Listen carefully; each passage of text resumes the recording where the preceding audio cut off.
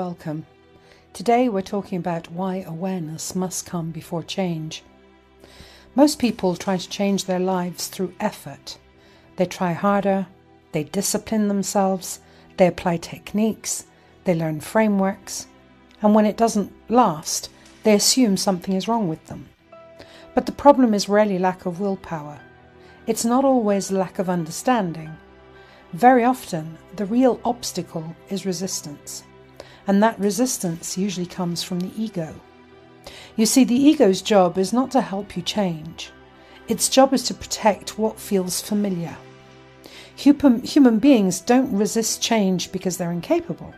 They resist change because the familiar feels safe, even when it's painful. This is what we call the comfort zone. And despite the name, it's not always comfortable. It's just known. The ego clings to what it knows, because what is known feels predictable. And predictability feels safer than uncertainty, because if there's one thing that is for sure, nobody likes the unpredictability of uncertainty.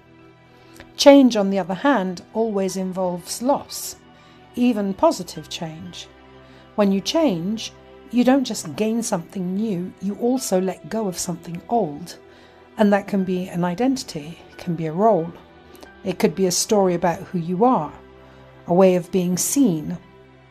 And the ego experiences that letting go as a threat. Not because it's wrong, but because its reference point is disappearing. This is why people can know something for years, and yet they still don't live it. Knowledge alone doesn't challenge the comfort zone, but awareness does. Awareness brings uncomfortable truth into the present moment, but it does so without attack. Awareness does not try to destroy the ego. It softens the ego's defenses by not fighting them. This is where the willingness matters. Awareness only deepens when we're willing to face what we see, even when we don't like it, even when it unsettles our self-image, and even when it brings discomfort instead of relief. When we're willing to stay present with that discomfort, the ego no longer has to defend itself, and therefore it relaxes. Not because it's defeated, but because it no longer feels like it's under threat. And this, of course, is not an easy stage. At this point, many people will turn away.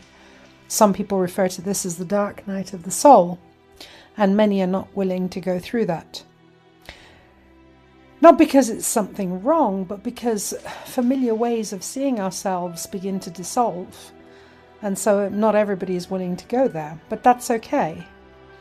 But for those who are willing to go there, then this is where real transformation begins. This is where awareness differs from understanding. Understanding stays abstract, whereas awareness is personal.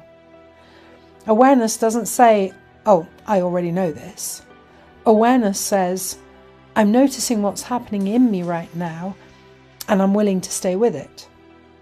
That willingness is what loosens the grip of the comfort zone. Not by force, not by discipline, not by self-criticism. Awareness creates a space, and that space allows choice to reappear. Change that bypasses awareness feels violent to the system, whereas change that grows from awareness feels organic. This is why awareness must come before change.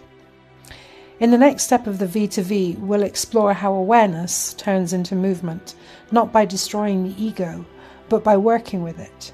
For now, I'd like you to just simply notice this. What are you afraid of losing? If you were to truly change, what would you lose? What are you afraid of losing? That question, once it's asked gently and honestly, is already loosening the comfort zone.